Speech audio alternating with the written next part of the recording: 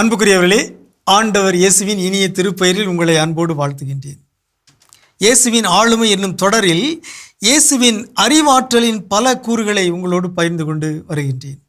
இன்று இயேசுவின் படைப்பாற்றல், கிரியேட்டிவிட்டி, அதை பற்றி உங்களோடு பகிர்ந்து கொள்ள விரும்புகின்றேன்.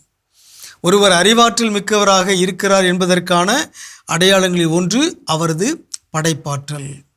படைப்பாற்றல் மிக்க அனைவருமே அறிவாற்றல் மிக்கவர்கள் தான். இந்த உலகில் படைப்பாற்றல் மிக்கவர்கள் தான் இந்த உலகை புதிதாக உருவாக்குகிறார்கள், உலகில் மாற்றங்களை கொண்டு வருகிறார்கள், உலகில் புதுமைகளை புகுத்துகிறார்கள்.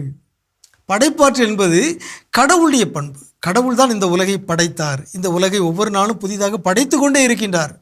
இயேசு கடவுளின் மகன், அவர் இறைமகன். எனவே இயேசுவும் படைப்பாற்றல் மிக்கவராக இருந்ததில் வியப்பு ஒன்றும் இல்லை. அவருடைய போதனைகள், அவருடைய வாழ்வு, அவருடைய பணிகள் அனைத்திலும் இயேசு படைப்பாற்றல் மிக்கவராக இருந்தார். எடுத்துக்காட்டாக இயேசுடைய ஊமைகளை எடுத்துக்கொள்ளுங்கள், இயேசுடைய கதைகளை எடுத்துக்கொள்ளுங்கள்.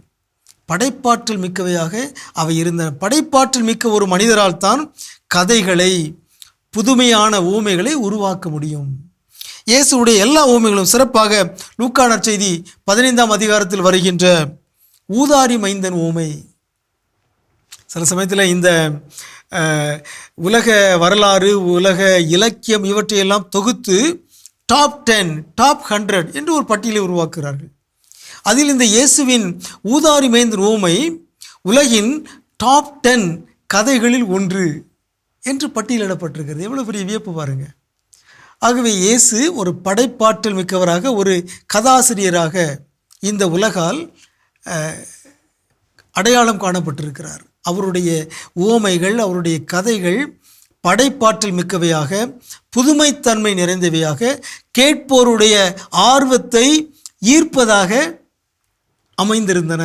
எனவே தான் இயேசு போதித்த பொழுது மணிக்கணக்கில் உட்கார்ந்தவங்க கேட்டாங்க. சில நேரங்களில் நாட்கணக்கில், 3 நாட்கள் பாலை நிலத்தில் இயேசு சொன்னதை அவர்கள் கேட்டுக்கொண்டே இருந்தார்கள். இயேசுடைய படைப்பாற்றல் அவருடைய போதனைகளிலும், அவருடைய வாழ்விலும், அவருடைய ஊமைகளிலும் வெளிப்பட்டது.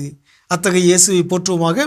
நம்முடைய வாழ்விலும் நாம் இறைவனுடைய படைப்பாற்றலில் பங்கு பெற்று படைப்பாற்றல் மிக்கவர்களாக விளங்குவோமாக. உங்களுக்கு அமைதி உரித்தாக.